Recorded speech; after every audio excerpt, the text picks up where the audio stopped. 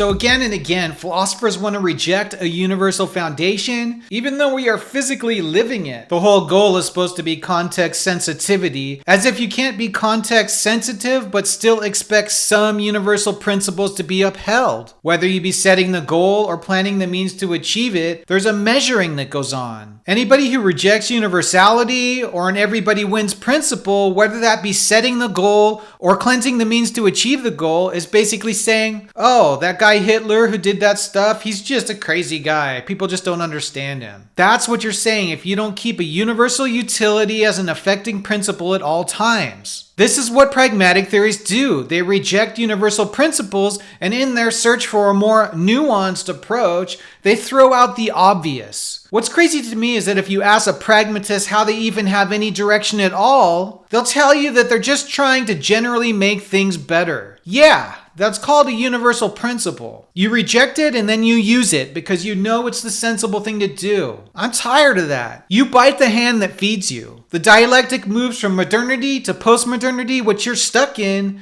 to a final synthesis of universality. You're doing it anyways. Act like it. Resolve the existential crisis.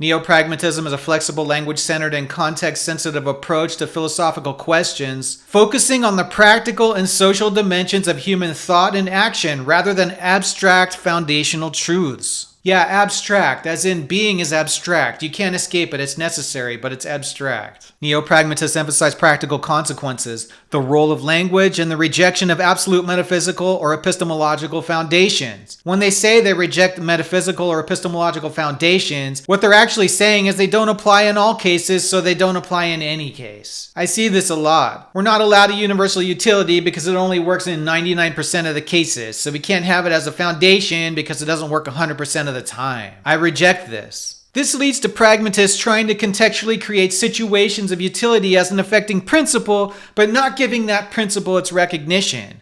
Oh, we're gonna make things better. Yeah, but how are you gonna make them better unless you know what you're striving for? Key characteristics of neo-pragmatism include focus on language and interpretation. Neo-pragmatism highlights the central role of language in shaping human experience and understanding. It often draws on linguistic philosophy and critiques of representationalism. Representationalism is basically the idea that knowledge is a mirror-like reflection of reality. No idea is a pure idea. Every idea has some bit of reality in it, in my view. Richard Rorty, a key figure in neo-pragmatism, argued that truth and knowledge are not absolute but contingent on historical and cultural context. For Rorty, philosophy is a conversation rather than a search for universal foundations. Rejection of foundationalism. Neo-pragmatists reject the idea that there's a single unshakable foundation for knowledge, ethics, or truth. Instead, they advocate for a more flexible, anti-essentialist approach. For instance, they deny there's a fixed human nature or universal moral principle, emphasizing the fluid and contextual nature of beliefs and values. Yet we all still have bodies, and we all have eyes, and we all have ears, and we all have mouths, and we all die, and we all starve, and we can all